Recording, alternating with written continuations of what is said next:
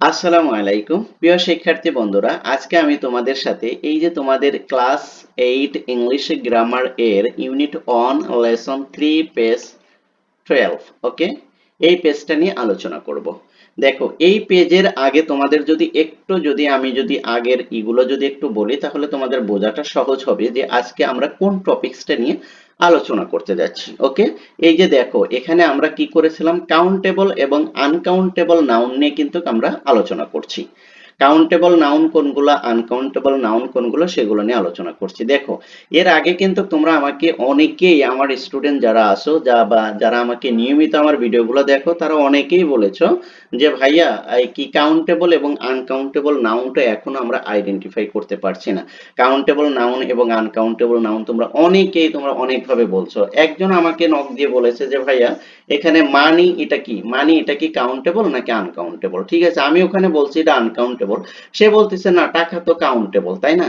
এখন এই যে বিভিন্ন কোশ্চেন গুলো করে থাকো, আসলে তোমরা মূলত কোশ্চেন গুলো করো, ভিডিওগুলো যে সময় দেখো ওই সময় ভালোভাবে ফোকাস দাও না, অথবা তোমরা অ্যাটেনশন দাও না, যার কারণে কিন্তু তোমরা এটা কি করতে পারো না, কি সঠিকভাবে জাস্টিফাই করতে পারো না, এবং তোমাদের ভিতরে একটি কনফিউজড এসে যায় যে আসলে কোনটা কাউন্টেবল কোনটা আনকাউন্টেবল। ঠিক আছে, আর একজন বলছে যে ভাইয়া, ফার্নিচার কিভাবে আনকাউন্টেবল হয়, তাই না? ফার্নিচার তো গোনা যায়, তাই না? এভাবে বলে।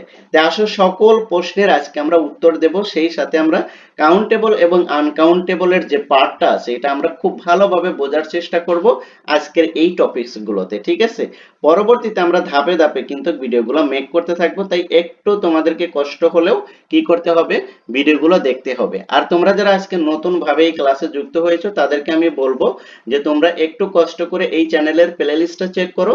দেখো, সেখানে আমাদের পূর্বে অসংখ্য ভিডিও এই বিষয়ের উপর, তোমাদের এই সাবজেক্টের উপর মেক করা আছে, সেগুলো সেখানে প্লেলিস্ট আকারে সেট করা আছে।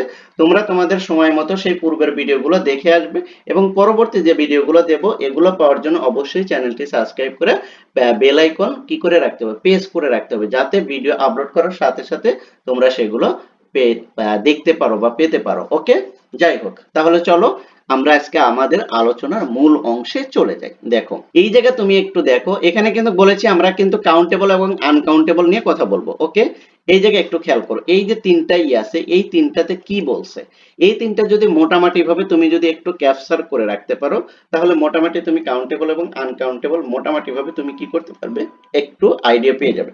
দেখো, which nouns can you count, which nouns can you count, কোন কোন বিশেষ্য গণনা করা যায়।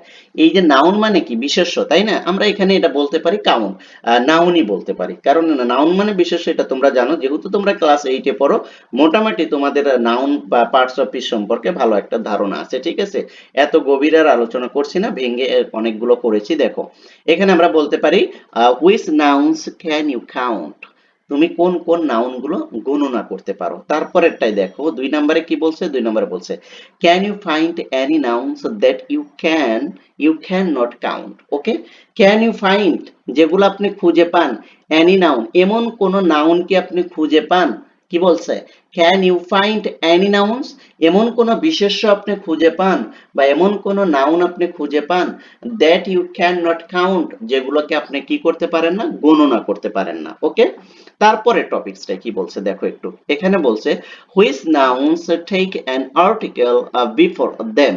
ওকে, দেখো, হুইচ নাউন্স, কোন নাউন গুলো, কোন বিশেষ্যগুলো, টেক অ্যান আর্টিকেল, আর্টিকেল গ্রহণ করে, বিফোর দেম, তাদের পূর্বে।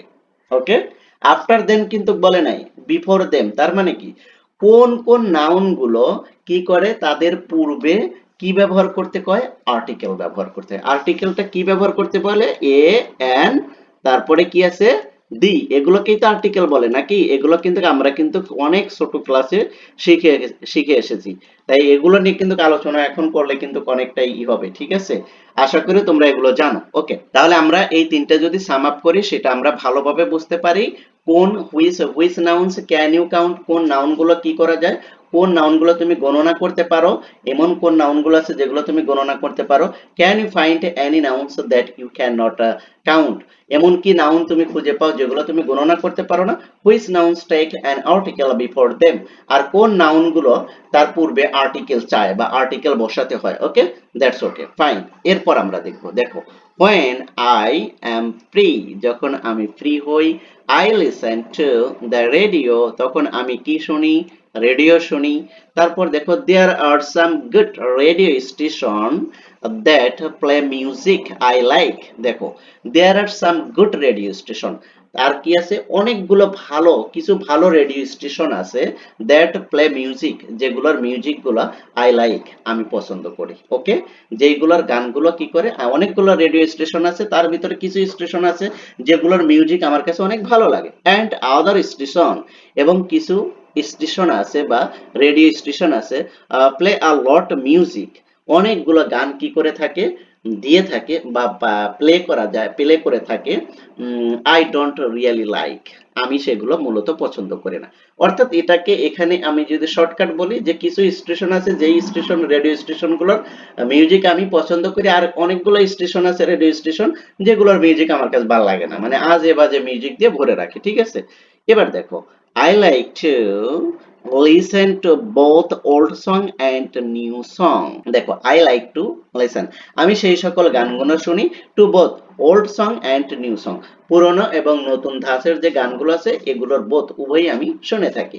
ইনফ্যাক্ট, প্রকৃতপক্ষে I listen to a lot of different music, আমি কি করি, ডিফারেন্ট মিউজিক মানে ভিন্ন ভিন্ন মিউজিক কি করি আমি শুনে থাকি, প্রচুর পরিমাণ ভিন্ন ভিন্ন মিউজিক গুলো শুনে থাকি।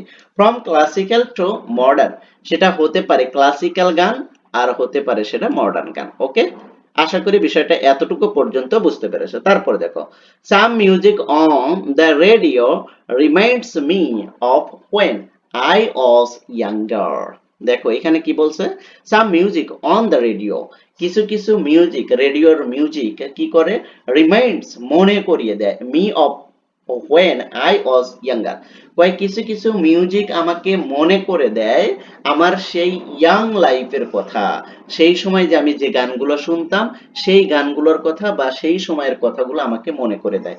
অর্থাৎ যখন আমি ওল্ড সং গুলো শুনি, মডার্ন সং থেকে ওল্ড সং, সেই সময় আমার ছোটবেলার কথাগুলো মনে করা দেয়। Okay, I still like those old songs, আর কি I still like those old song, এখন পর্যন্ত আমি সেই পুরনো গানগুলো কি করি, শুনতে পছন্দ করি বা শুনি। ওকে, ওকে, এইবার আমরা দেখব যে এখানে কি বলছে, how you got any idea about countable and uncountable nouns from your discussion, how, sorry, have you got, তুমি কি পেয়েছিলে, এনি আইডিয়া, কোনো idea, about countable and uncountable noun, countable এবং আনকাউন্টেবল নাউন সম্পর্কে তুমি কি তোমার এই আলোচনা থেকে কোনো আইডিয়া পেয়েছো?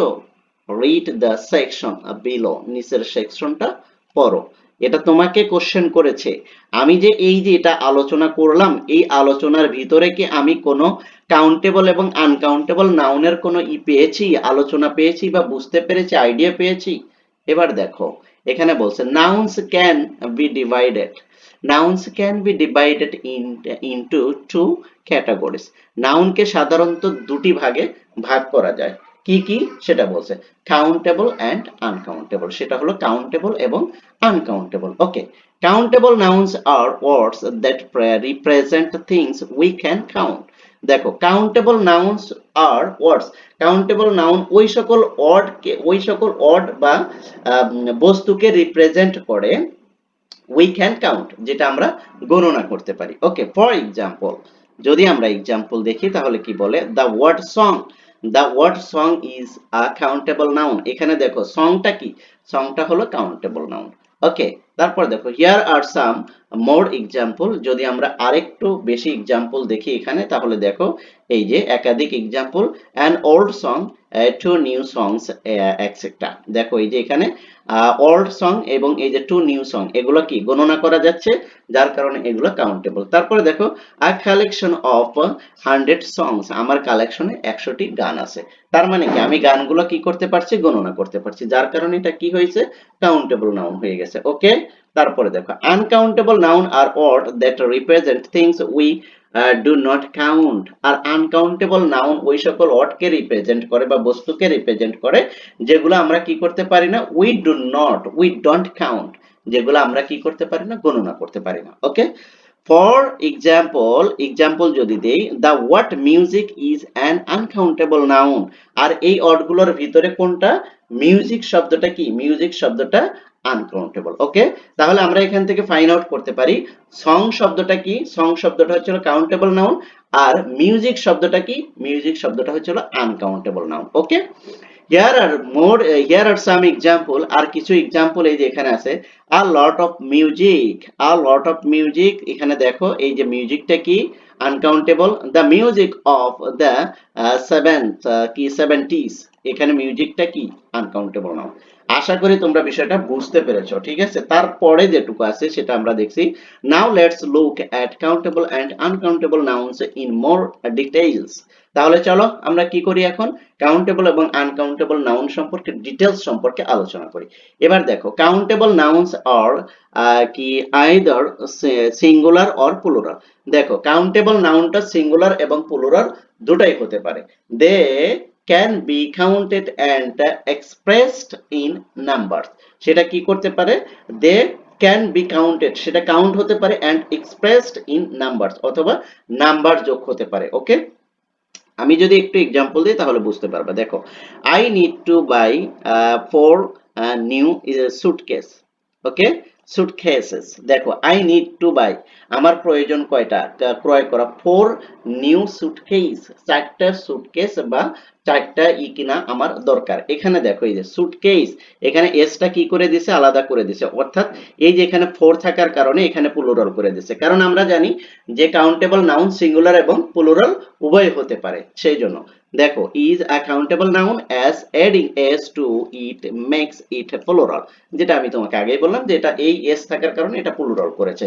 কারণ আমরা আগেই শিখেছি যে কাউন্টেবল নাউন প্লুরাল এবং সিঙ্গুলার দুটাই হতে পারে। তারপর দেখো, আই ওয়ান্ট 5 ওয়ারেন্সেস। দেখো এই যে এখানেও এস যোগ করছে, একই rule. Here 5 is used to count the number of warrants. ওকে, এই যে 5 এখানে আসার কারণে এটা কি হয়ে গেছে? কাউন্টেবল হয়ে গেছে। আশা করি তোমরা বিষয়টা বুঝতে পেরেছো। তারপরেও যদি না বোঝো তাহলে অবশ্যই তোমরা আমাকে কমেন্ট সেকশনে জানাবে, আমি তোমাদের কমেন্টসের রিপ্লাই দেবো। এর পরবর্তী ভিডিওটা কিন্তু আনকাউন্টেবলটা আমরা দেখবো, ঠিক আছে? তাই এই ভিডিওগুলো খুবই ইম্পর্টেন্ট। তোমরা যদি একটু মনোযোগ সহকারে দেখো তাহলে খুব সহজেই কাউন্টেবল এবং আনকাউন্টেবলের যে ঝামেলা, এটা তোমরা চিরতরে থেকে এর থেকে তোমরা মুক্তি পেয়ে যাবে। ওকে, যে আজকে যারা নতুন ভাবে আমার এই ক্লাসে জয়েন করেছো তাদেরকে বলবো যে অবশ্যই চ্যানেলটি সাবস্ক্রাইব করে রাখবে, এবং ভিডিওগুলো যদি ভালো লাগে তাহলে তোমার নতুন নতুন বন্ধুদের সাথে শেয়ার করে দিয়ে তাদেরকেও দেখার সুযোগ করে দেবে। Thank you so much. আল্লাহ হাফেজ।